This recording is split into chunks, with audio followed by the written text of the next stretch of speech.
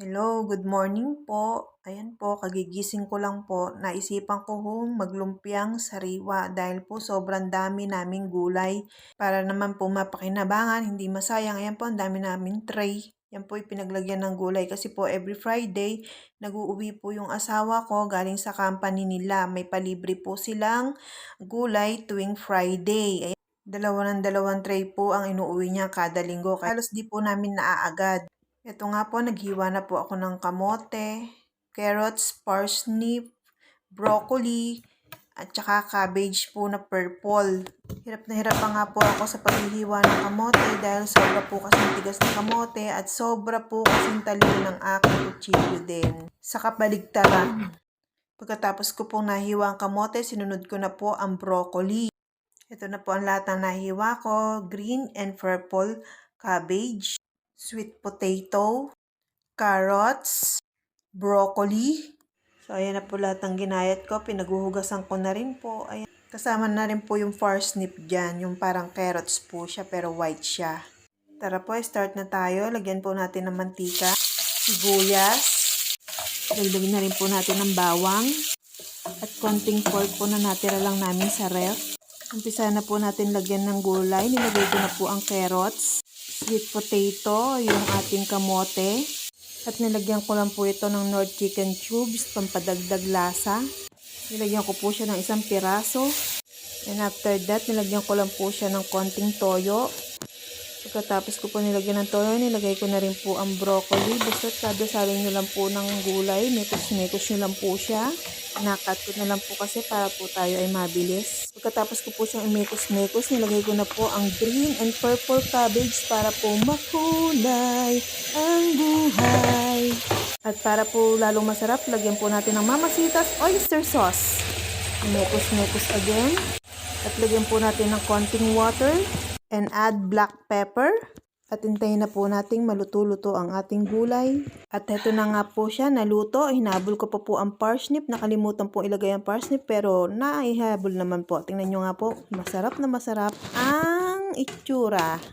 Luto na po yan. Medyo palamig-lamigin natin para po maibalot natin po yan sa lumpia wrapper. See, ang sarap. Ngayon po, habang pinalalamig po natin ng ating gulay, gumawa po tayo ng sauce. May corn flour po ako dito at asukal na red. At ito nga po ang mixture niya. Nilagyan ko lang po ng water, bawang, asukal at corn flour. Nahalo-halo ko nga lang po siya hanggang siya ay mag-sticky. Yan nga po, dito sa portion na to, medyo lumalapot-lapot na po siya. Tinikman ko na rin po siya, napakasarap. Kaya lang po, next time nagagawa po ako nito, ibabawasan ko na po yung bawang. Parang hindi ko po kasi masyadong bet yung maraming bawang. Sa bagay po, hindi ko naman po kasi masisisi yung sarili ko. This is my first time na gumawa po ng sauce ng lumpia. Ayan po, luto na po yan. Kaya ipiprepare ko na po ang pagbabalot ng ating lumpiang gulay.